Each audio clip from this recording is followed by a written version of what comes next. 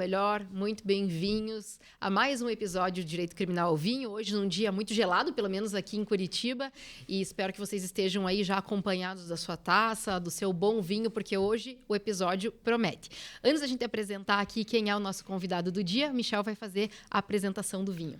Bem, hoje a Adega Brasil, nossa patrocinadora, a quem nós agradecemos desde já, mais uma vez nos brindou com um grande vinho argentino, um Terraças de Los Andes, Cabernet Sauvignon. Esse eu confesso que é a primeira vez que eu estou tomando. O Gran Cabernet Sauvignon, ele é um vinho que tem 12 meses de preparação em barrica de carvalho, 12 meses em garrafa, e como um bom vinho argentino, ele tem muito aquela fruta vermelha, a romã encorpado, e muito bom para acompanhar com aquela carne vermelha, aquela carne de preferência um pouco mais gordurosa, como uma costela, um prime rib, uma picanha, queijos fortes também, e mostarda. E aí agora, Marion, vamos falar do nosso convidado. O nosso convidado, a gente sente que está em casa hoje, né, Michi? Porque nenhuma, nem duas, mas várias vezes já tivemos esta conversa aqui, lá em casa, na casa do Michel, na casa dele, porque somos, felizmente, muito amigos e é uma pessoa incrível.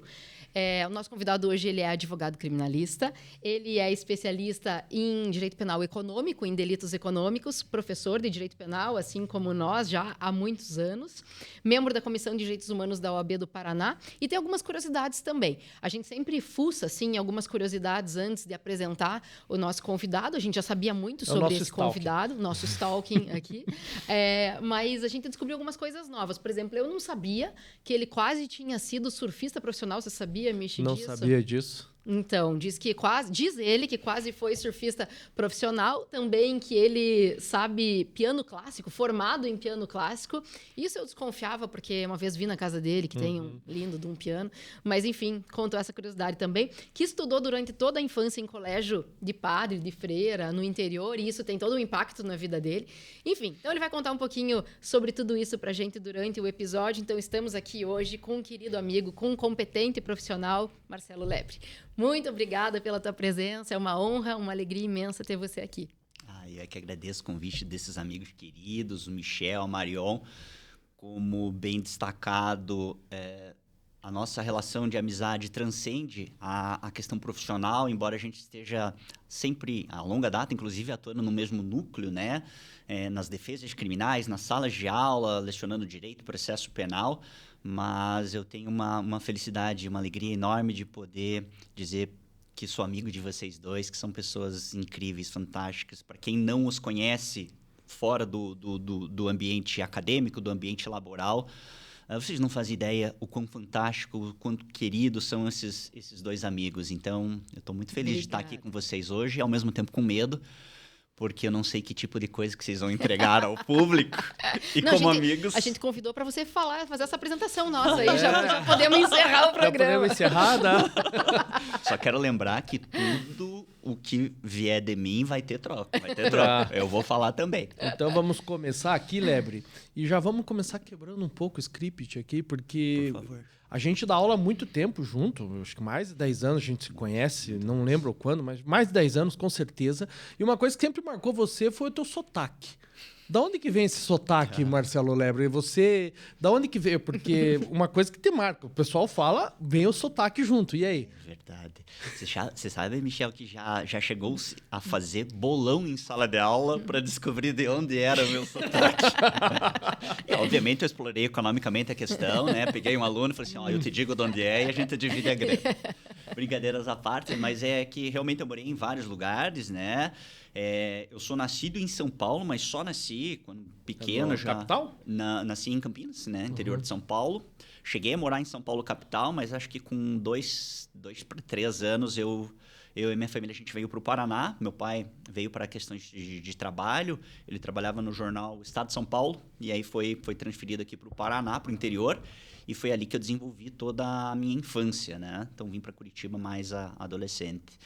E depois, ao longo da vida profissional, sempre lecionei muito em vários estados da federação, advogo também em vários estados da federação, a ponto, inclusive, de quase morar, né? Ao longo da minha vida, quase morei realmente em outros lugares. Bom, para nós que atuamos na esfera de crimes federais, Porto Alegre acaba sendo uma segunda casa, porque você vive, né, em função de demandas ali no TRF da 4ª Região. Então, realmente mesclou o sotaque, um pouquinho do interior, um pouquinho de capital, um pouquinho desse estado, um pouquinho daquele estado, e ficou esse troço bizarro que é... Esse sotaque único. Que é o meu sotaque. Que bom. Então, a primeira pergunta, a gente sempre gosta de saber se sempre foi desejo do nosso convidado ser um advogado criminalista, no teu caso, que optou pela defesa, né, pela advocacia, ou não? Ou a vida acabou conduzindo você para esse caminho? Na verdade, não, Marião. Nunca quis, nunca pensei em ser advogado. Não ingressei na faculdade de Direito e nem saí dela com este propósito. Meu propósito profissional sempre foi, desde pequeno, eu queria ser professor. Era isso que eu queria ser. Talvez porque os meus pais são professores, embora nenhum deles da área do direito, né? Cada um na sua área de conhecimento. Mas, então, eu cresci no meio de professores, então, nada mais natural do que desejar também seguir essa profissão, né?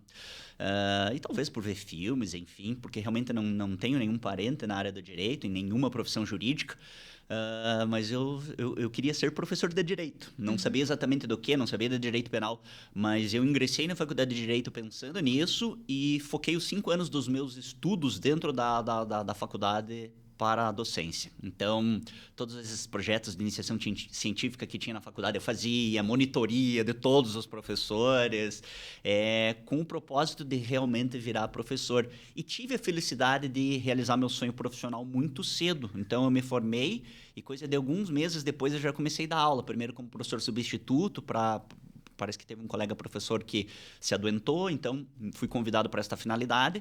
E logo depois já me titularizei na instituição e dali para frente comecei a dar aula em um monte de lugar. A advocacia surgiu na minha vida muito tempo depois, acho que coisa de uns 3 ou 4 anos depois de formado, que eu fui fazer o exame de ordem, nem o exame de ordem eu tinha feito, porque aos poucos, obviamente, fui focando a minha área de atuação para esta área dos delitos econômicos. E foi uma área que em determinado momento, estava muito carente de profissionais advogados. Então, muitos colegas advogados me chamavam para dar parecer acerca de temas, de defesas que eles estavam fazendo. Até que um deles falou assim, mas você não quer advogar?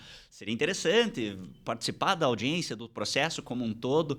Foi aí que nasceu essa faísca de vontade de virar advogado. E quando virei, eu disse, puxa, queria ter escolhido antes, porque realmente é fantástico. Se apaixonou. Deixa eu emendar uma outra pergunta aqui, que você estava falando desse seu desejo de ser professor desde sempre. Você nunca foi tímido ou você se considera uma pessoa tímida? Porque professor tem um pouco isso, né? A gente chega lá na frente de tantos alunos, de uma sala inteira, sai falando. Então, normalmente é uma profissão de uma pessoa extrovertida, né? E por incrível que pareça, eu sou o oposto disso. Pois Bom, vocês me conhecem na vida pessoal, sabem que realmente eu sou um cara mais na minha, bastante reservado. Como eu disse para os amigos, né? Eu cresci no meio do mato, cresci na roça, então realmente eu sempre fui tímido. E por incrível que pareça, quando eu entro em sala de aula, é como se eu estivesse no meu habitat natural. Então eu me sinto profundamente à vontade dentro da sala de aula, a ponto de talvez o meu alter ego vir à tona e desenvolver com a profunda e mais absoluta naturalidade. Mas realmente, na sala de aula é diferente do que eu sou na minha vida pessoal. Mas assim, Lebre, dentre dessas opções, assim, você teve na faculdade professores que te inspiraram e falaram esse é o caminho? Porque sempre é aquela coisa, a gente entra muito novo na faculdade, olha, eu quero ser professor, no meio do caminho, às vezes a coisa muda. Você permaneceu. Teve professores que te inspiraram, que fizeram, sei lá, não, eu quero ser como essa pessoa aqui. Certamente. E os advogados? Tiveram advogados que te inspiraram também? Boa pergunta, Michel. Olha só, na faculdade, quando eu ingressei, obviamente, nos primeiros semestres, você tem muita aula de hermenêutica, filosofia, sociologia, tanto que muita gente acaba desistindo da faculdade de Direito por conta disso, porque é muito teórico, pouco prático, né? O menino, a menina entra na faculdade de Direito e pensa que vai fazer um júri já, e na verdade não é assim. E no meu caso era o contrário, tanto que eu me identifiquei muito com as matérias de filosofia, sociologia. Meu sonho era ser... Eu entrei na faculdade e eu falei assim, já me identifiquei, eu quero ser professor de filosofia. Até que daí eu comecei a ter as aulas de Direito Penal e os meus professores de Direito Penal eram fantásticos. Era o Arnaldo Busato, era o Fábio Guarani, era o professor Roncalho. E esses caras me abriram todo esse universo, né? O professor Roncalho, você perguntou um nome especial, o professor Roncalho foi o meu grande mentor durante a faculdade. Eu não sabia, Michel, fazer nó de gravata. Então, eu ia para o estágio no Ministério Público, fiz os 5 anos de faculdade de estágio no Ministério Público. Ele me ensinou a fazer nó de gravata, a me portar perante uma situação profissional e me ensinou muito de direito penal. E foi aí que eu disse, pô, quero ser professor de direito penal igual esse cara. E o advogado? Que advogado que te inspirou, assim? Então, eu tive também muita sorte ao longo do meu caminho, porque sempre encontrei boas pessoas que me estenderam a mão, me indicaram o caminho correto, não me deixaram desvirtuar. E a gente sabe que ao longo da nossa atividade existe uma série de oportunidades para você pegar alguns atalhos que podem ser perigosos pelos mais variados motivos, né? Então, eu tive a felicidade de encontrar boas pessoas, pessoas éticas, pessoas combativas, pessoas profissionais muito sérios e pessoas do bem, que me colocaram dentro dos trilhos a todo momento. Então, eu tive essa sorte. O mesmo foi para a advocacia.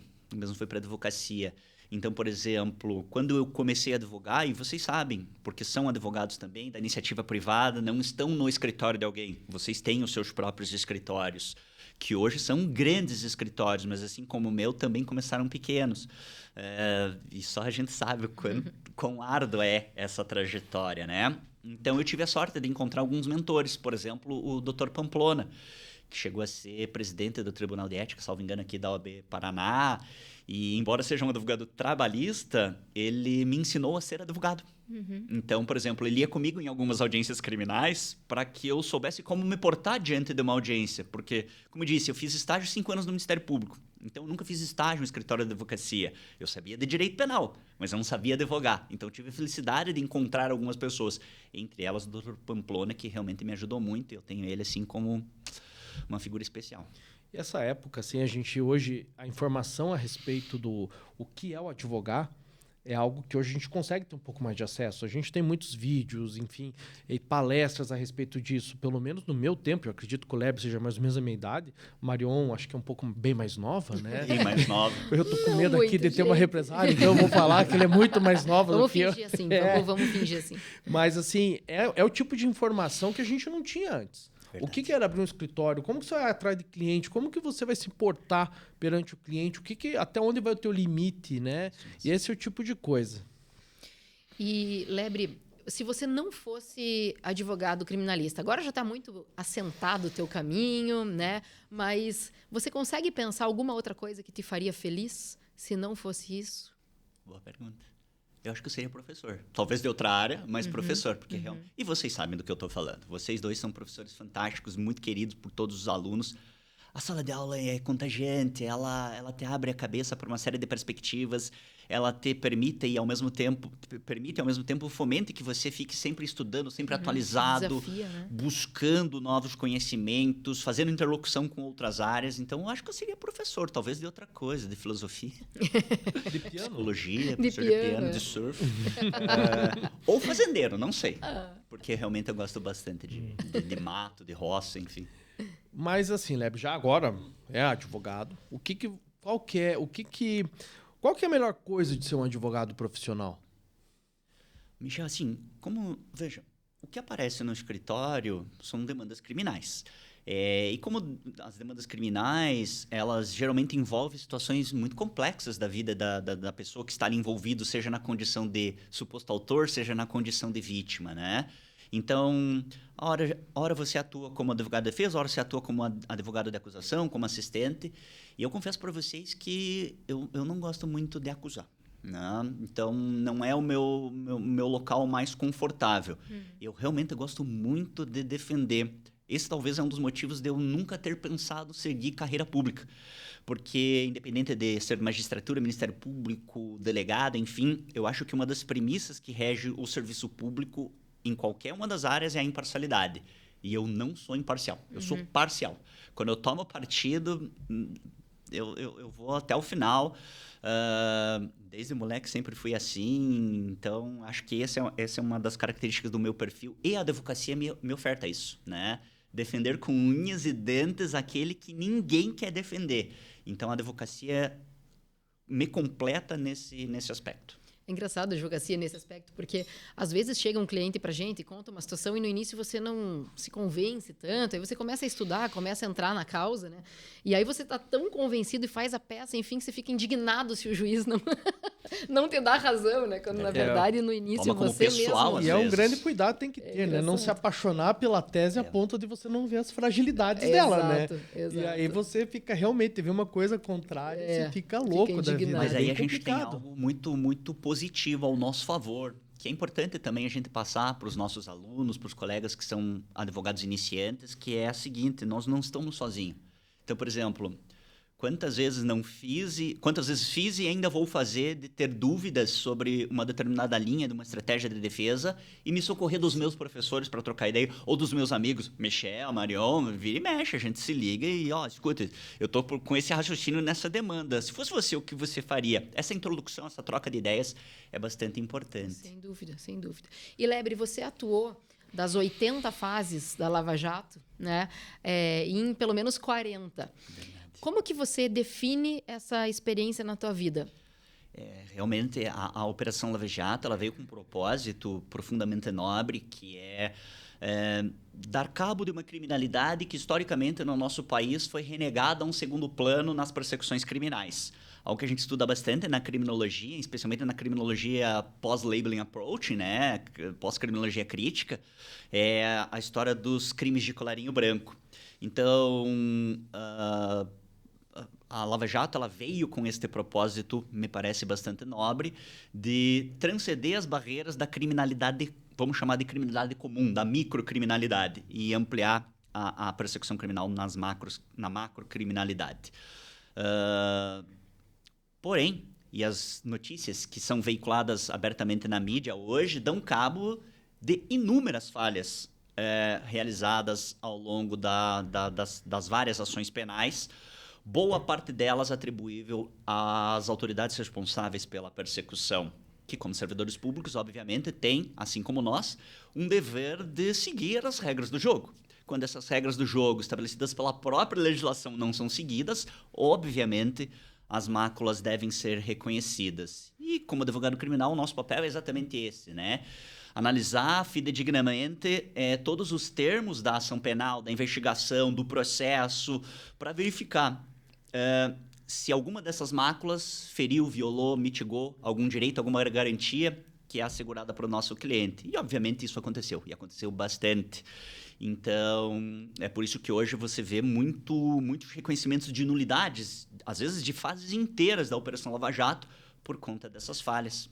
Mas você percebia esse fair play indo para o espaço ali enquanto estava no... Não estou dizendo depois, porque eu acho que a Lava Jato teve um fato notório, que foi a Vaza Jato, que jogou... Assim, a gente percebia. Eu, por exemplo, na época da aula de processo penal, muitas vezes era muito difícil você falar de produção de prova testemunhal e os alunos viam a TV que transmitia ao vivo o depoimento, a postura de um juiz que praticamente ele era juiz e era o atacante do time ao mesmo tempo, né? Mas, assim, dava para ver isso nas posturas, nas peças processuais, assim, tinha isso. Pergunta. Porque, assim, a minha questão é, às vezes o advogado fala, eu vou para onde diante dessa força? É que, assim, em primeiro lugar, eu tenho que destacar a minha posição individual como advogado. Talvez por tratar todo mundo com profundo respeito, eu me sinto merecedor de receber o mesmo tratamento. Então, mesmo nas audiências criminais, aquelas mais complexas, eu sempre consegui conduzir muito bem depoimentos, oitivas, interrogatório do cliente e recebi esse tratamento de todas as autoridades. Então, nesse ponto, eu não posso reclamar. Mas os embates técnicos aconteciam e alguns deles eram bastante aguerridos. Alguns, por exemplo, que seriam debates típicos de peças de alegação final, eram travados já no bojo da audiência. Então, havia uma antecipação desses debates em plenas oitivas e algumas das oitivas que foram a público deflagram isso, né? Então, sem citar casos pontuais, teses, vamos citar teses. Então, teve um processo em que eu fiz a defesa, em que haviam 4 ou 5 acusados, alguns delatores, outros não. Quando foi aberto prazo para alegações finais, foi já no interrogatório. quando o magistrado disse, vamos passar para os interrogatórios, e ele fez a sequência de oitiva de acordo com a ordem alfabética dos nomes. E eu pedi a palavra e falei assim, excelência, o meu cliente não é delator, o meu cliente é delatado, então eu acho que ele tem que ser ouvido ao final. Eu ouvi do juiz na audiência, não, são todos réus, vão ser ouvidos na ordem que eu quiser. Disse, excelência, isso vai dar nulidade, porque eu parto da premissa que, embora não haja um dispositivo expresso no CPP, aquele que é delator fez um acordo formal de virar parte da acusação, de modo que ele tende mais para o lado da acusação do que para o lado da defesa. Ele está lá para acusar. Ele está lá para acusar, até porque se ele não assumir a parcela de responsabilidade e delatar alguém ou falar dos mecanismos de lavagem, enfim, ele deixa de ser delator. Não. Ele perde o perdeu o benefício. acordo. Perde o acordo, perde o benefício. Então, ele tem que ser ouvido primeiro. O magistrado disse, não, de jeito nenhum. Eu falei, tudo bem, vai vir alegações finais. Obviamente, em alegações finais, a tese foi trazida, foi rechaçada na sentença de primeiro grau, apelei e trouxe a tese, também foi rechaçada, e quando chegou nos tribunais superiores, em algum momento eu falei assim, meu Deus, não tem mais juiz em Berlim, meu Deus, e chegou nos tribunais superiores. Foi o Supremo primeiro a entender isso, né? Foi num HC que a gente impetrou para um cliente específico, o Supremo reconheceu que havia nulidade por inversão da ordem, embora não houvesse um dispositivo legal expresso, isto era inerente ao próprio sistema acusatório do processo criminal. Anulou o processo, então foi reaberta a instrução desde a fase de interrogatório, diligências, alegações finais, e veio uma nova sentença também condenatória. E sabe que aqui, no Criminal ao Vinho, a gente tenta não ser super técnico, né, Michi? Para que todo mundo possa. A gente tem bastante gente que nem é do direito nos vendo e nos ouvindo, mas é inevitável a gente explorar um pouquinho você nesse conteúdo, porque todo mundo se interessa pela Lava Jato e tal. Então, em relação a essa super competência, né, da 13ª Vara, por exemplo, aqui em Curitiba, vocês chegaram a questionar, você consegue explicar de uma forma mais compreensível para quem não é do direito, por que tudo isso veio parar aqui? Por que tudo isso foi parar nessa vara? Boa pergunta, Marião. Veja, desde as primeiras ações da Operação Lava Jato, lá em 2013 para 2014, a tese da incompetência da 13ª Vara Federal de Curitiba foi trazida em várias defesas de vários colegas advogados, né? Todas elas pautadas nas regras do processo criminal, especialmente a ideia de que os fatos não aconteceram em Curitiba. Então, a princípio, não haveria a jurisdição de Curitiba para essa demanda. Muitos habeas corpus, muitos recursos, até que o STF se manifestou pela primeira vez, ainda foi sob a relatoria do ministro Teori, ministro Teori Zavascki, nosso saudoso ministro, e ele disse, olha só, existe uma série de fatores que implicam na competência de Curitiba. E um deles é muito interessante, que é a existência de uma vara especializada em lavagem de capitais. É discussão velha essa, né? Exatamente. Então, por exemplo, a gente tem o famoso GAF, né, que é o Grupo de Ação Financeira Internacional de Combate à Lavagem de Dinheiro, que tem uma série de recomendações. E uma das recomendações é que os países criem leis para combater a lavagem de dinheiro e, se possível, criem também varas especializadas nesse assunto, né? Porque é um tema complexo, né? E a nossa 13ª Vara de Curitiba é uma vara especializada. Então, um dos fatores que trouxe a Lava Jato para cá foi exatamente esse, embora não o único. E, Lebre, quando chegou o primeiro caso e aí foram surgindo os outros, quais foram as matérias que você teve que aprofundar o estudo? Porque às vezes o pessoal vem, né? E às vezes, principalmente esse advogado iniciante, que foi aluno, ele chega cheio de dúvida e ele acha que nós não temos que, às vezes, abrir um monte de livro e tentar entender aquilo também. Quais foram os conteúdos que o que você aprendeu com a Lava Jato, assim, de matéria que você falava, olha, eu nunca estudei ou estudava pouco, só dei uma lida e daí tive que aprofundar meus estudos? Muitos temas, Michel, muitos de verdade. O primeiro deles foi a da própria colaboração premiada. Então, veja, a Lava Jato teve realmente seu estopim em 2014. 2013 veio a Lei 2.850, a nova Lei de Crimes Organizados, que trouxe um capítulo todo especial sobre o tema colaboração premiada. Mas era um tema muito novo. Então, a jurisprudência ainda não estava dinâmica, a doutrina não tinha aprofundado, pelo menos não a doutrina brasileira, não tinha aprofundado muito, né, os seus estudos sobre o teor da lei. Embora a gente tivesse algumas previsões isoladas em outras leis, lei de drogas, lei de crimes hediondos, mas a disciplina realmente da colaboração premiada boiada veio com uma lei de 2013 e em 2014 o grande trunfo da Lava Jato foi esse, utilizar desse mecanismo, desse meio de produção de prova para trazer novos casos, novas denúncias, novos acusados, novas frentes de trabalho. Então, esse foi um trunfo da Operação Lava Jato. E, obviamente, eu tive que estudar bastante esse tema. Como a doutrina brasileira ainda era muito comedida nesse assunto, então eu tive que realmente me socorrer da doutrina alienígena, especialmente de países que seguem uma tradição jurídica muito diferente da nossa, né? A colaboração premiada, embora exista na Itália, na Espanha, ela tem uma feição muito diferente da sua base originária, que é do sistema anglo-saxão. Você pega nos Estados Unidos, boa parte das denúncias tem alguma coisinha de colaboração premiada. Então, esse foi um tema que eu estudei bastante. E o tema da cooperação jurídica internacional, porque muitas provas foram produzidas na jurisdição de outros países. Muito, por exemplo, de Mônaco na Suíça, na Itália. Então, muitas provas que foram produzidas, por exemplo, pelo Ministério Público de Mônaco, foi encaminhada para o Ministério Público Federal aqui do Brasil, ou para a Polícia Federal, e isso passou a incorporar o processo criminal. Então, como defesa, eu tinha que estudar como essa prova foi produzida, como ela foi trazida para o ordenamento jurídico interno para ser aproveitada no processo, e muitas das teses que eu encampei também foi nesse sentido. Tem uma tese da doutrina francesa sobre cooperação jurídica selvagem. Então, por exemplo, eu tenho um regramento aqui no Brasil de produção de provas. Lá em Mônaco pode ser diferente. Obviamente, os membros do Ministério Público de Mônaco, ao produzirem a prova, produziram de acordo com a legislação deles. Só que nem sempre isso se adapta à legislação brasileira. Isso pode ser um vício naquela prova que contamina todo o processo. E aí entra uma das várias, aspas, falhas, né, dos órgãos de persecução criminal que fecharam os olhos para essa realidade. O nosso papel como defesa é, isso está errado, eu apontei. Às vezes não é reconhecido em primeiro grau, às vezes é reconhecido num recurso. Então, isto gerou também muitas nulidades em vários processos da Operação Lava Jato. Não só no meu caso, em casos de vários colegas advogados. Mas está aí 2 temas que eu tive que estudar muito. E você chegou a participar dessas audiências internacionais? Participei, Mariel, participei. Conta sem esconder os detalhes. Tem uma boa. De não sucesso também. Eu vou contar uma feia, uma vergonheira que eu fiz.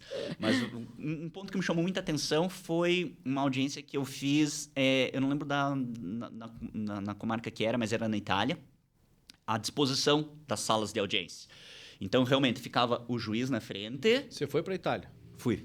O juiz ficava na frente e as partes, Ministério Público de um lado e defesa do outro. Ambos no lado oposto do juiz, porém todos dentro do mesmo plano. Então, achei bastante interessante isso, porque o Ministério Público ficava ao meu lado, não ao lado do magistrado. Isso dá um ar de igualdade entre as partes. É que distância entre as partes ali do juiz, né? E o mais legal, o juiz não estava numa altura superior à nossa, como acontece na maioria dos fóruns aqui no Brasil. O juiz ele é tão importante quanto a acusação, tão importante quanto a defesa. Embora fique cada um no seu quadrado, por assim dizer, né? Foi bem legal. Mas de vergonheira, foi numa oitiva, numa fase de inquérito policial com os promotores de Washington. Essa foi virtual. E, previamente à audiência, eles me mandaram uma cartinha, né, perguntando se precisava de tradutor. Eu falei assim, não, que é isso, né? Eu rasgo no inglês, meu amigo. Que Sou isso? formado, Já fui pra Disney. Foi pra Miami. Foi confiante demais. Falei espanhol pra caramba em Michel Miami. do céu, eu apanhei muito na audiência. E não por falta de conhecimento técnico, porque realmente foram empregados termos jurídicos em inglês que eu não fazia nem ideia. Eu falei assim, cara, o que eu vou fazer? Eu vou fingir uma dor de barriga aqui, dizer que caiu a conexão, não sei. Chegou um momento que eu tive que ser franco. Eu falei assim, olha, tá muito profundo. Dá pra rever aquela decisão sobre o Posso tradutor? voltar lá atrás, né? Mas olha, eu passei vergonha. E Lebre, além da Lava Jato, que outros casos marcantes que você já teve, assim, que marcaram de qualquer maneira, assim, a tua trajetória? Como eu faço muito essa parte de crimes econômicos, nem todos os processos são tão empolgantes, como é um caso de júri, enfim, midiático. Muitos processos, por exemplo, não tem nem audiência de instrução. É análise de documento, de teses, né? Mas, ao longo da vida, obviamente, fiz defesa dos mais variados casos, né? Tanto de crimes previstos no Código Penal, quanto de legislação extravagante. Vários de verdade. E alguns realmente são marcantes, seja pela dificuldade que você teve e conseguir lograr êxito naquela defesa, ou o carinho que você recebeu do acusado, da família dele, por ter feito uma boa defesa, independente do resultado. Eu defendi uma vez um padre que estava sendo acusado de furtar valores da igreja. E, obviamente, eu escuto a versão do cliente, corro atrás de testemunhas para ver se essa informação tem fidedignidade ou não, né? E, pô, fui lá pra paróquia escutar, né? O padre se confessar com você. Eu falei assim, vou na paróquia. Conversei com um monte de gente lá e todo mundo amava o padre. Eu falei assim, cara, não tá certo. Essa acusação é muito furada. Vou fazer essa defesa, vai ser legal. E aí o bispo... Eu não, embora tenha estudado em colégio de padre, eu nunca fui muito bom nessa parte da hierarquia, né? Então, veio o bispo, assim, a autoridade máxima aqui do estado do Paraná, veio conversar comigo. O assessor dele me ligou, falou assim, ó, ele pode ir até você? Eu falei assim, não, por favor, eu vou até ele. Não, ele quer tomar um café no teu escritório. Eu falei assim, por favor, venha, né? Eu boto a minha mão no fogo pelo padre. Eu falei assim, então, eu vou precisar da sua ajuda, bispo. A sessão de julgamento, ele já tinha sido condenado, era um outro colega que tinha feito a defesa em primeiro grau, então eu fui contratado para fazer só o recurso aqui no nosso tribunal. Eu falei assim, vou precisar de um favor do senhor. Tem como a gente encher de padre no dia da sessão de julgamento para dar aquela pressão no tribunal? Dito e feito, veio 2 ônibus de padre, todos vestidos assim, a caráter, né? O bispo estava lá. Então o tribunal ficou cheio. Só faltou o Papa. Só faltou o Papa. E o resultado foi bastante positivo. A corte conseguiu entender a tese que foi trazida pela defesa. O próprio padre acusado estava lá, ele chorou, ficou bastante emocionado. Então foi um caso, para mim, foi muito marcante, sabe? E alguns casos, em outros, assim, clássicos de sala de aula, que vira exemplo de sala de aula. Por exemplo, um último, prometo. Uma garota de nacionalidade argentina, acho que tinha 15, 16 anos, estava num cruzeiro com a família aqui no Brasil. O cruzeiro saiu, sei lá, de Salvador com destino a Montevidéu. No meio do caminho, ela conheceu um camarada maior de idade, aqui do Brasil, e teve relações com ele. Ela alega que não foi consentida. Ela queria só ficar com ele, mas não queria ter relações íntimas com ele. Desembarcaram em Montevidéu, e aí o caso chegou. Escuta, eu quero fazer alguma coisa. O crime foi no Brasil? Então, a primeira coisa que eu tenho que verificar, o crime foi no Brasil? Porque se o cruzeiro saiu de Salvador e foi parar em Montevidéu, em que momento o fato foi realizado para saber se estava em água brasileira ou não estava? Entendeu? O típico caso clássico de sala de aula que se diz, pô, nunca vai acontecer um negócio desse. Então, eu tive que fazer uma defesa nesse sentido, sabe? Então, foram alguns casos que, para mim, foram bem marcantes. É interessante isso, que a gente, quando está dando aula, a gente pensa, né? Isso aqui é totalmente acadêmico, nunca vai acontecer. E aí, na tua profissão, várias vezes você fala, não, isso aqui nem que alguém quisesse criar, seria criado, né? Tem casos mais interessantes. Essa é a vantagem de ser professor de direito penal. Imagina nossos colegas que dão aula de direito civil, de direito comercial, vai dar um exemplo de debenture. Tem graça, né? Não tem graça. Mas o processo não está muito longe do processo penal, porque o que está no livro não acontece na prática ultimamente. Também, nada acontece, nem o nada conteúdo acontece, nem nada está escrito no artigo e está acontecendo uma coisa diferente. Bom, a gente tem praticamente a mesma idade, com exceção da Marion, que é absurdamente mais nova do que a gente. Por favor. Eu confesso que eu estou bastante desiludido com o que eu tenho visto na prática, né? Não só nos casos da Operação Lava Jato, como você bem falou, teve o cenário da Vaza Jato, que virou depois a Operação Spoofing, que hoje tramita na 10ª Vara Federal do Distrito Federal, que trouxe à tona uma série de situações impensadas no processo criminal. Mas não é só lá, né? É uma série de decisões que são tomadas à revelia da lei ou com jurisprudência firme sobre... Então, isso tem me desmotivado, me deixado muito triste, sabe? Ao mesmo tempo que eu me sinto na obrigação de continuar brigando para dizer, tá errado, alguém tem que dizer que tá errado. E acho que nós que somos advogados e professores temos essa obrigação a mais, né? De estar sempre brigando, sempre brigando. E você contou aqui um pouco da questão tua como advogado, né? Mas vamos falar um pouquinho mais desse teu lado encantado como professor. Se você tivesse que eleger, o que é a coisa mais bonita de estar em sala de aula e o que é o lado mais difícil de ser um professor de direito ou um professor mesmo no Brasil? Assim, a parte mais fantástica é você ver o aluno interessado, animado, empolgado, querendo receber um conteúdo que você tem, né? Então, e ao mesmo tempo aí entra também a parte ruim. Você pega numa sala de aula de 50 alunos, você vê que tem 3 realmente muito interessados em captar, em receber esse conhecimento, o que é muito difícil para um professor. Você vê que tem uma play de alunos que não está interessado no que você tem para passar e no quanto aquilo vai fazer um bem para a vida profissional futura dele, né? Então, por exemplo, eu nunca gostei de direito do trabalho, mas prestava muita atenção nas aulas de direito do trabalho. E muitas das coisas que eu prestei atenção nas aulas de direito do trabalho, direito civil, hoje eu aproveito na minha atividade, seja como professor, seja como advogado, né? Então, são esses os lados, assim, o bom e o ruim. E quando você não está no escritório, na sala de aula, onde que você é encontrado? Já sabemos que no mato uma parte, mas tirando o mato... Eu vou muito na casa do Michel, na casa do Marião, pra gente almoçar, jantar, tomar vinho, né?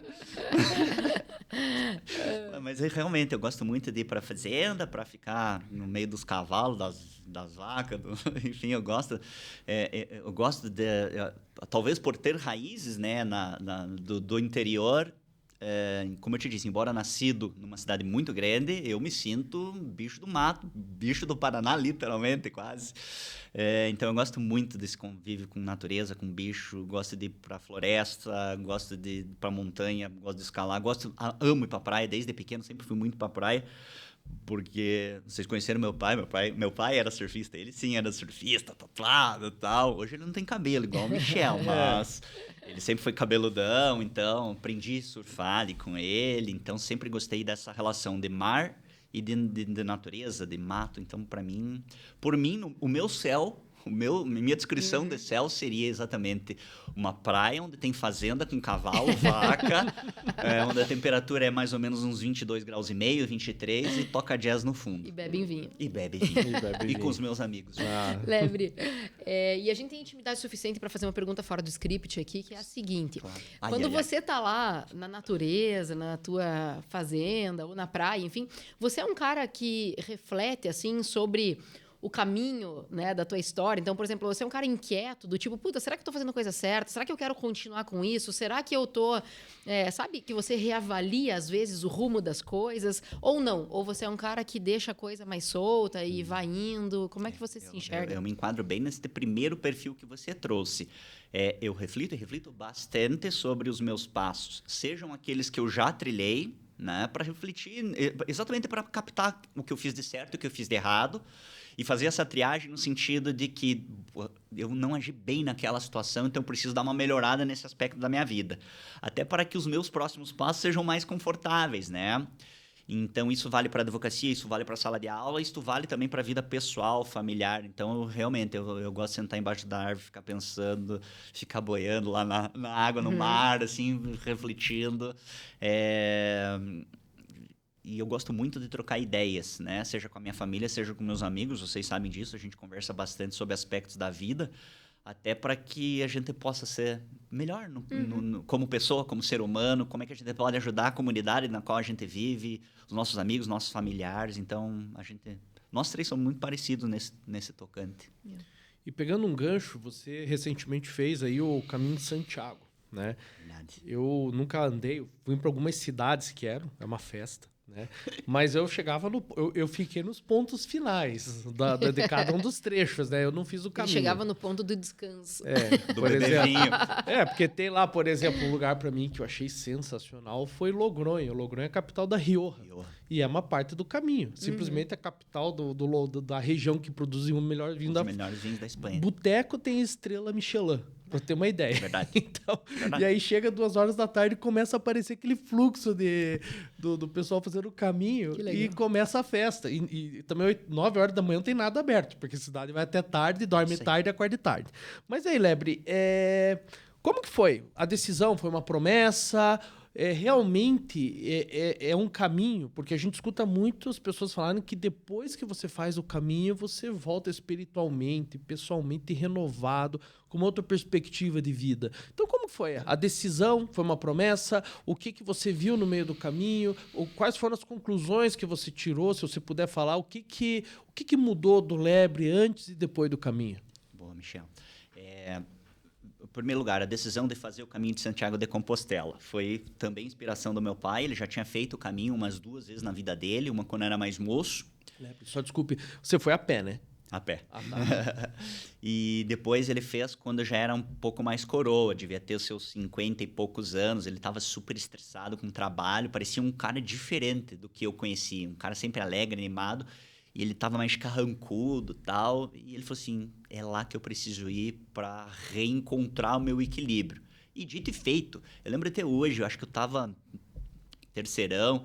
Ele falou assim, eu tô indo para Espanha, vou fazer o caminho de novo, que estou precisando. E coisa de 2 dias depois, ele foi para Espanha, com uma mochila nas costas, roupa do corpo.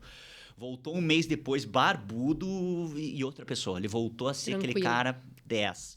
E o sonho dele era, ele sempre falou, meu sonho é fazer o caminho de Santiago com meu filho, vai ser muito bacana. E aí, a hora você tá na faculdade, não dá. Depois você se forma, consegue emprego, não dá. Daí depois você casa, não dá. Daí tem filho, não dá. E você vai postergando, vai postergando, vai postergando. Então, este ano ele chegou e disse, Marcelo, eu tô ficando velho, tô com quase 80 anos. Daqui a pouco eu não tenho condições físicas de fazer o caminho de Santiago. Se a gente não for este ano, eu não vou mais. Não deu outra. No mesmo dia a gente comprou passagem. Foi um caos, né? Porque daí você tem que reorganizar a tua vida, aula, escritório, família. Assim, não posso perder essa oportunidade, né? Então, não foi promessa, foi realmente para acompanhar o meu coroa. E para mim foi uma experiência fantástica. É algo que eu quero fazer novamente mais de uma vez na minha vida. Quero fazer com meus amigos, eu quero fazer com meus filhos. Porque, claro, cada um tem a sua percepção do caminho. A minha foi... Respondendo novamente a pergunta da Marion, foi de reflexão dos últimos 40 anos da minha vida. Então, eu passou um filme na minha cabeça em vários momentos, porque é muita gente do mundo inteiro, então são raros os momentos que você fica totalmente sozinho. Mas fica. Em alguns momentos você... Então, por exemplo, como você falou, as pessoas começam a caminhar lá por volta das 6 horas da manhã e ficam andando até umas 3, 4 horas da tarde, né? Com exceção de um outro que termina antes, porque é mais ou menos a distância entre uma província, uma cidade ou outra. E em alguns momentos eu ficava sozinho. Então, boa parte do caminho, você no meio de uma floresta, de uma mata, enfim, de um campo, e você ficava pensando, pô, que fantástico eu estar vivo, que fantástico eu ter saúde, ter perna para estar aqui andando, né? Que bênção é você poder enxergar e ver algo fantástico que está diante dos teus olhos, né? E aí você encontra gente do mundo inteiro e tenta dialogar, conversar, por que você está aqui, por que você está aqui. Então, por exemplo, teve um dia que eu falei assim, eu estava animadaço, andava uma média de 30 km por dia. Nesse dia eu falei assim, não, vou andar 60 hoje, eu vou pular 2 cidades. No dia seguinte eu estava morto, não aguentava mais andar. Então, gente que não me conhecia veio, me ajudou, estava com sede, fui recebido, por exemplo, na casa de um senhor, estava morrendo de sede, tinha acabado a aguinha do meu cantil. Daí tinha uma pequena fazenda, bati na porta, falei assim, eu preciso de água, tô com muita sede. Então, não é algo comum. Você não espera que o camarada abra a porta da tua casa e diga, não só com sede, senta aí, me conta de onde você é, por que você veio pra cá. Não quer aproveitar? Minha esposa tá fazendo almoço, a gente almoça. Nessa brincadeira, eu fiquei 2 horas, mais de 2 horas na casa lá do senhorzinho, conversando. Então, foi uma experiência fantástica, uma experiência realmente diferenciada. Eu acho que essas experiências, na verdade, lembram a gente de coisas que a gente sempre deveria lembrar, mas a gente acaba esquecendo, né? Claro que o que a gente faz no dia a dia é importante a gente dar aula, chegar lá, passar coisa para os alunos, é importante o processo criminal, enfim, não menosprezando tudo que a gente faz, mas eu acho que a gente sempre tem que lembrar que a gente é uma vírgula no meio de um livro, né? Que o mundo é muito mais amplo, as pessoas têm problemas que a gente nunca enfrentou, enfim, acho que isso é um lembrete importante disso, né? É verdade. Bom, mas agora a gente vai para o interrogatório, que você normalmente está de um outro lado, né, Marcelo? Mas aqui você é o réu, você é o interrogado e sem direito ao silêncio. Então, a gente tem aqui algumas perguntas de bate pronto. Você tem que falar a primeira coisa que vem na tua cabeça sem nos engambelar. Tá bom. Primeira coisa, um livro que te marcou. Não de direito. Não de direito. Tem um livro, não vou lembrar bem certinho o nome dele, mas eu já li várias vezes na minha vida, que é do Amir Klink, 100 Dias entre o Céu e o Mar. O Amir Klink, na verdade, então, era um velejador, um navegador, que construiu o próprio barco, e era um barco minúsculo, era praticamente um caiaque. E ele fez uma travessia da África até a costa brasileira, são mais de 5.000 quilômetros, é uma travessia maluca, né? E ele fez num período em que não tinha tanta tecnologia quanto tem hoje, foi no começo da década de 80. Então, o livro conta a história desde o momento de preparação da viagem até cada detalhe da travessia. A questão do tempo que ele ficou sozinho, que é algo a se pensar, né? Uma coisa é você ficar uma semana, ou 15 dias, ou 20 dias, ou um mês, igual eu fiquei ali. E com possibilidade de não estar sozinho, se você não quiser, né? Ele ali não tinha Sim, essa não escolha. Tinha. E mais a diversidade. É você estar sozinho em adversidades. Que também é... Ao mesmo tempo, você tá, como ele conta no livro, né? Você tá no meio do Atlântico e passa por uma pleiade de baleias passando ao seu lado, fazendo um espetáculo. Então... é um livro de superação, é um livro que ensina determinação, resiliência, de saber que o ser humano, homem ou mulher, tem desafios a enfrentar e tem capacidade de enfrentá-los de forma digna. Então, para mim, é um livro fantástico. É um livro que eu gostei e já li mais de uma vez. E um filme que você indicaria? Filme? Eu gosto muito de filme biográfico. Um dos últimos que eu vi... foi aquele do King Richard, que conta a história do pai da Serena e da Venus Williams. Sim. A Marion, inclusive, tenista profissional, certamente já viu. Tenista, já passou para outra categoria. Quase uma Serena Williams. É muito bacana, assim, essa proximidade do pai com as filhas, né? Ele mesmo refletindo sobre alguns erros na condução, porque ele fazia um papel duplo, né? De pai e, ao mesmo tempo, de treinador das meninas. E tinha que também dialogar com o ego das duas, sem tentar dar prevalência para uma ou para outra. Esse é um filme dos mais recentes que eu vi, um dos que eu gostei bastante. E estilo musical? Ou uma música ou um estilo musical? Então, eu sou formado em piano clássico. Porém, por algum motivo, eu deixei os clássicos meio para trás, sabe? Então, talvez por influência do pai e da mãe, eu gosto muito de jazz e bossa nova. Porém, eu escuto de tudo. Depende, obviamente, do momento. Então, eu vou pra roça, eu gosto de escutar uma moda sertaneja, né? Mas aquele sertanejo clássico, não esse universitário. Aquele que dói. Aquele de sofrência, de verdade, né? Arrastar o chifre. Eu vou pra praia, gosto de curtir um reggae com os amigos. Então, depende do momento. E um sonho que você já realizou e um sonho que você tem ainda que é para realizar? Meus maiores sonhos realmente era ter uma família, ser pai e ser professor. Então, já realizei. Os meus maiores sonhos já realizei. E aí, todos os demais são sonhos adjacentes, né? Ou que vão surgindo ao longo da vida. Por exemplo, fazer o Caminho de Santiago realmente era um sonho. Um sonho futuro, eu realmente quero. Esse eu já comecei a planejar, inclusive. Eu quero fazer uma volta ao mundo de veleiro, né? Sozinho, talvez, não sei. Ainda estou pensando se eu vou ter coragem, né? Você já velejou? Já, eu velejo bastante mesmo. O pessoal lá em casa todo mundo gosta muito desse universo náutico. Então, desde moleque eu mergulhava bastante, fazia wakeboard, sempre gostei também e velejava. Eu tenho um daqueles veleirinhos de competição, tipo do Robert Scheid, sabe? Que meus amigos ficam chamando de pedalinho. Você é pedalinho. Não é pedalinho, pô. Mas eu tenho esse sonho. Quem sabe um dia eu consiga realizar. Marcelo, e um medo? Tem alguma coisa que te tira o sono, que te apavora? Tem. Eu tenho medo de faltar para minha família, especialmente para minha filha.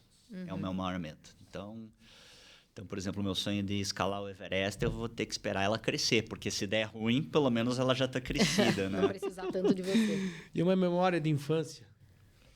100% das minhas memórias são voltadas ou eu na roça, andando de cavalo, brincando com os amigos, ou na praia, dentro do mar também, com os amigos, com a família, 100%.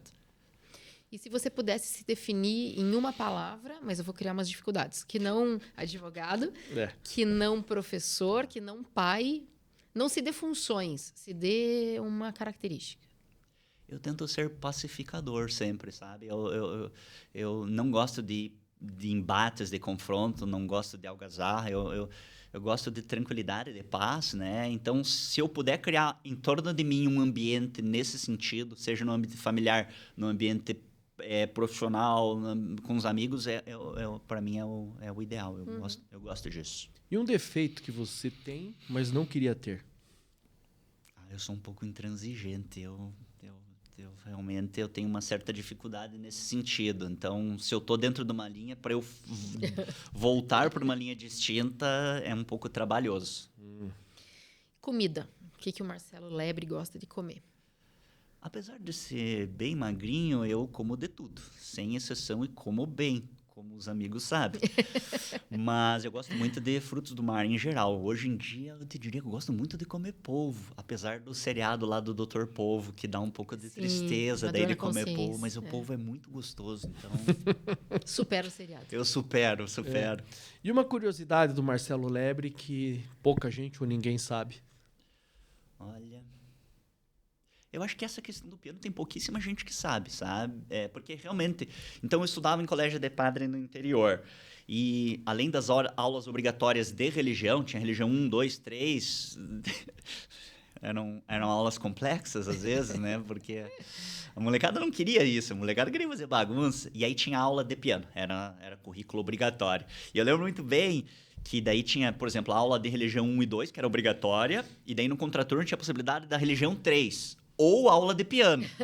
Eu falei assim, claro que eu vou fazer aula de piano, né? E daí só depois fui descobrir que a freira boazinha era a que dava aula de religião 3, a freira mais brava era a que dava aula de piano. E, nossa, maltratava a molecada, mas ainda assim eu realmente, desde pequeno, comecei com 5 anos, então dos 5 aos 15 eu fiz aula de piano. Então é algo que pra mim encanta. Então quando eu tô triste eu vou pro piano, daí obviamente toco aquelas músicas mais down. Quando eu tô muito feliz eu vou pro piano. Você toca um Coldplay no piano, assim? Amo. Triste. Amo Então tocar Coldplay. Você fica triste, toca Coldplay. Quando tá alegre, você toca Coldplay e fica triste? Daí? Só muda o repertório, né? Às vezes, Michel, eu fico até com dor no punho de tanto tocar. Eu lembro quando eu era pequeno... De tão triste que você tá. Eu lembro quando eu era pequeno, eu chegava da escola e ia direto pro piano. Daí uma vez chegou o pessoal do conselho tutelar lá em casa com a vizinha. Pra brigar com a minha mãe, olha, ela obriga ele, depois chega da escola, fica tocando. Ela disse, não, eu tento tirar esse moleque do piano, porque ninguém aguenta mais ele tocando, né? Então é algo que eu realmente, pra mim, é muito, muito especial. Deixa eu só fazer uma defesa, que o pessoal que ama o Coldplay vai ficar puto comigo, né? Mas, porra... Não, é uma música reflexiva. Muito... isso que você quis dizer. Agora chegamos ao nosso último momento. A gente quer que você indique um vinho para quem está nos assistindo. Não precisa ser aqueles vinhos que você bebe com os honorários da Lava Jato. Pode ser um vinho um vinho mais tranquilo, amigo, para indicar para o pessoal. Eu penso assim, ó. Aqui a gente bebe muito vinho argentino-uruguai. Mais argentino do que uruguai, né? Então, qualquer um eu tomo sem problema. Mas eu realmente gosto muito dos vinhos italianos. Muito de verdade. Dos Barolos, dos Montepulcianos, mas o que eu mais gosto, o Michel conhece qual que é aquele primitivo da região de Manduria, né? Esse vinho eu aprendi a tomar com o nosso amigo, o professor Isaías, e para mim é um vinho especial. Ele entra naquela categoria de old wines, né? Daquelas parreiras mais antigas, que são, muitas delas inclusive são da aquele período de peste lá da filoxiria, né, que teve, que dizimou um monte de árvores na Europa. Não me lembro adequadamente quando foi, mas algumas das árvores sobreviveram e elas realmente produzem vinhos diferenciados, né? O mais aproximado deles seria o nosso Malbec aqui da Argentina. Inclusive tem um Malbec que é da Catena, que eu acho muito, muito bacana, não só pela qualidade do vinho, mas também o rótulo dele é fantástico. É aquele que aparece a evolução da uva Catena. Então, a primeira imagem de uma mulher como se fosse o nascituro da uva, depois a vinda da uva para as Américas, daí tem a praga, que é e por fim o renascimento da uva Malbec, que daí exatamente é a figura que seria da Angélica Zapata. Então, aquele vinho para mim é um vinho especial.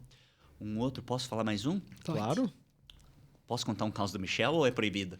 Desde que seja um bom caso, acho que ele vai permitir. A gente leciona num curso preparatório para a OAB, do nosso querido amigo Isaías, e sempre quando tem o resultado da aprovação, ele faz um jantar para os alunos, uma festa dos aprovados. Então a gente vai lá, interage com os alunos, com as famílias deles, é muito bacana, né? E em uma ocasião a gente foi e um senhor, né? Um aluno. O Vitor, o nome dele é Vitor. Vitor. Acho que ele já tinha outra formação, foi fazer direito depois, estava lá com a família, e ele mandou, tanto para mim como o Michel, dizendo, olha, eu trouxe um vinhozinho para a gente tomar em reservado depois. chegamos aí daqui a pouco, né? E daqui a pouco ele tira um Peramanca. Um Peramanca tinto. Só. Uma coisa fantástica, né? Bom, eu e o Michel ficamos a noite inteira com ele ali tomando. Eu não lembro como é que eu cheguei em casa. Mas o vinho, além de ser bom, o vinho é muito isso, é o ambiente. Claro que sim. E era um ambiente de comemoração, um significado para ele, foi muito especial. Marca momentos, né? Marca momentos, tanto que a gente lembra o nome dele, enfim. Que legal. Mas o Peramanca realmente é um vinho muito bom. E eu não sei, confesso que não sei de verdade. O Michel, que é um grande entendedor de vinhos, pode dizer pra gente. Há notícias de que este é um vinho icônico porque ele estava nas cartas náuticas do Pero Vaz de Caminha.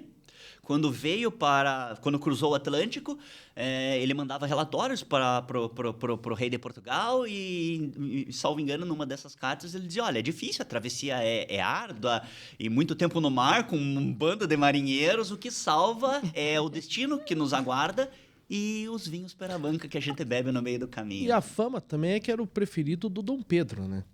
Então é um vinho que fama tem história. Dizem, o branco. O branco, aí não o tinto. O branco diz que era o vinho do Dom Pedro, né? Mas enfim.